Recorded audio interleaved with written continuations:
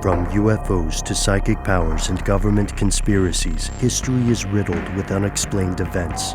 You can turn back now or learn the stuff they don't want you to know.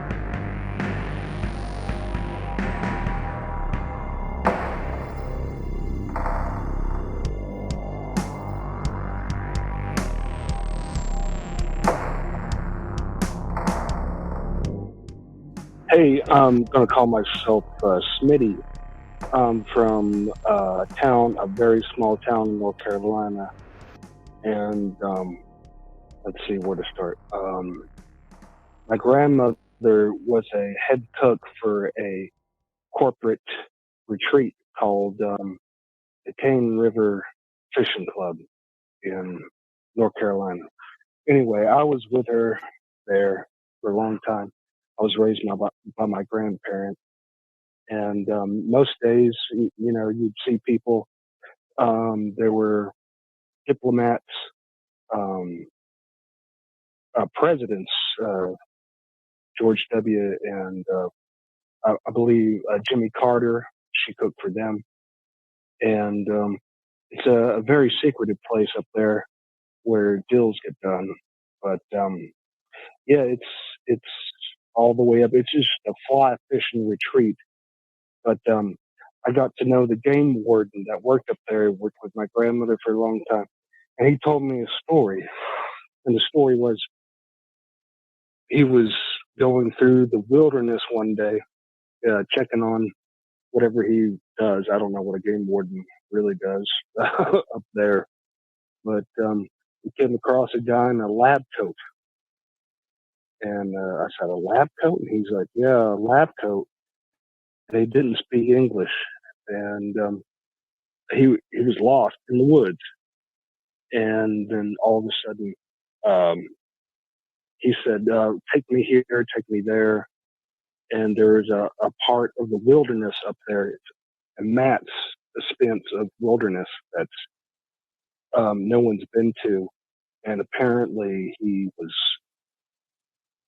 he dropped him off at a base inside the Pisgah National Forest in North Carolina. But, and I was only 15 when he told me this.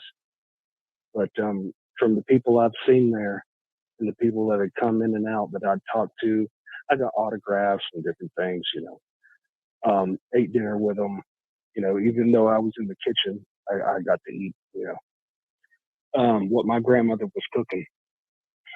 But there's something out there in the Pisgah National Forest that I think you should look into. Smitty is out. And the message cuts off there. Smitty called back several times and finished the story, but I gave him a call back. Wasn't mauled by a forest witch. No. That's good. He was safely calling us from the side of the road, as I confirmed after I called him back. But I'll just say at the end of that, he just let us know he believes there's some kind of government or quasi-government group that operates out of the Pisgah National Forest, and it has something to do with that person that was found by the game warden that he knew in the area. Can we say first two things really quick, Smitty? Thank you for calling. Also, we heard off air another one of your messages, and you had the coolest sign off ever. I hope you always conclude phone calls by saying Smitty out. Maybe we can edit this one to where the last thing that we hear is Smitty out. Yes. Maybe we can find a way to do this. The world is ours. So there is something cool. I don't get to say this every time when we have someone call in with a regional mystery, but here we go. Maybe a sound cue for some fanfare here, Mission Control. Smitty, you are correct, sir. Pisgah National Forest is home to a little something called the Pisgah Astronomical Research Institute. Oh, snap. Yeah. This reminds me of the National Radio Quiet Zone or Zone of Silence. That's a little further north. The Astronomical Research Institute is in the National Forest that you mentioned in Balsam Grove, North Carolina. That's a lot of it's a agglomeration of radio telescopes and optical telescopes, and it's been around for a while. NASA established something earlier there called the Rosman Satellite Tracking Station in 1962. So although it sounds really weird to see someone dressed in a lab coat in the middle of the woods, they were probably associated with that. That's what I'm guessing. What do you think? There are no forest witches involved in this story. I don't know why my mind immediately goes to that, but lab coats are scary too, I suppose. Well, here, I think you may be on the right track. In our document that we share for these episodes, you guys, I posted a specific road in Burnsville, North Carolina, that Smitty shared with me. And it's a Google Maps link. And this road is where that fishing club is, the Cane River Fishing Club. And it looks like if you were to drive from where that is to where the Pisgah Astronomical Research Institute is located, you'd be driving for about 2 hours, maybe 2 3/4 hours. So I have a feeling maybe it's a different thing. But I don't know where that game warden operates or operated at the time. I don't know. Just putting that out there. I think it might be something else. Lab coat wearing forest witches still in play. Yeah. Still in play. Well, always in play. This is just the information I have from Smitty. I wanted to give you guys just a little more background because I think it's so fascinating. As Smitty says in that message, he grew up there at this place that's titled the Cane River Fishing Club, or at least that's how he recalls it. His grandmother was a chef or the chef there. It's very much a private getaway, like a corporate getaway kind of thing that was, according to Smitty, run and owned by the Hanes Underwear Corporation. So Hanes, we all know Hanes. I think that was the Michael Jordan one. Is that right? Maybe not. I can't remember. But Smitty had only nice things to say about the company. It's just what he was saying is that, they're a big corporation. They make large donations to political groups, right? When there are elections and everything. And that would make sense why they would have people like Jimmy Carter and George W. Bush out to this fishing club. Although, if you search online for it, you will find very little information, very little records of a thing titled the, quote, Cane River Fishing Club.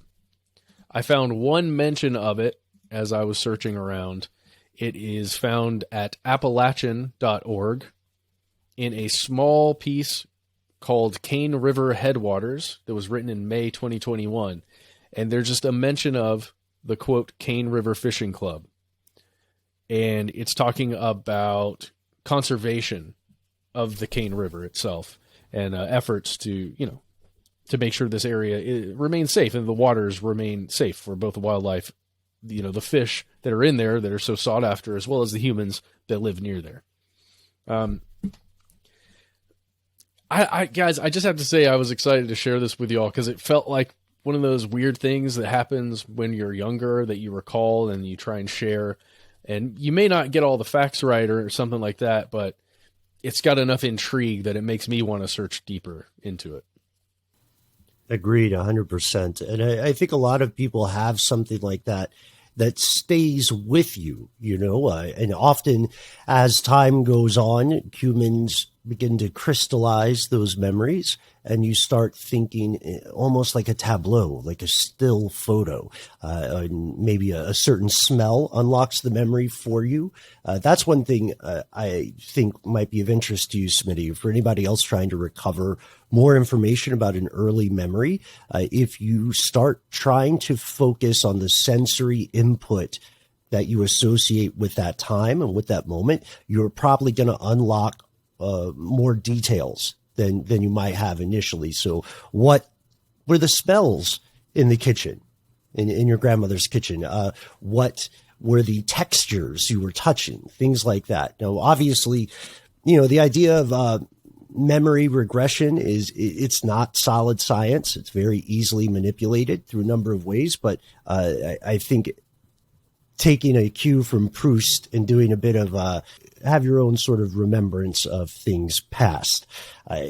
With that in mind, though, Matt, like it is totally conceivable for there to be numerous hidden government installations in these federally owned lands, or in parklands, rather.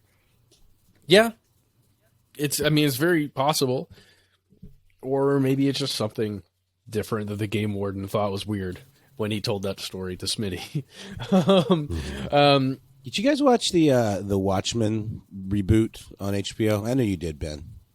Mm-hmm. I saw some of it. Yes. Yeah. I don't remember a ton of the details. There's a character in it called the Game Warden. I don't want to spoil it for anybody, but if you want to find out what a really weird psychedelic Game Warden does, watch the Watchmen reboot. I think a real one is just kind of in their purview to oversee, fish and game and things like that, and make sure people's. It's like the sheriff of the woods, right? Yeah. Yeah, I think.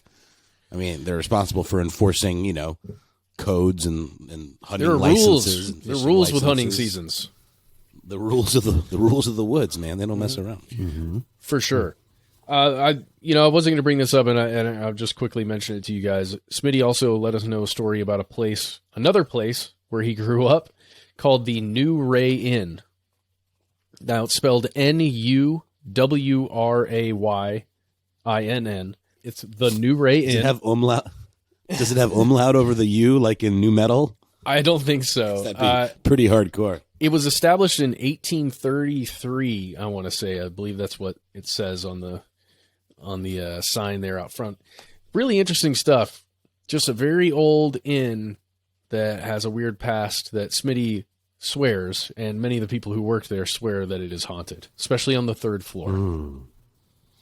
I'm always up for that. Those kind of adventures, Matt. As a matter of fact, when you mentioned this, I was just doing a quick cursory search, and it looks like the New Ray Inn is unfortunately closed for renovations at this time, which in my mind means they're having a full-scale exorcism. They're cleansing the house. That's what's happening.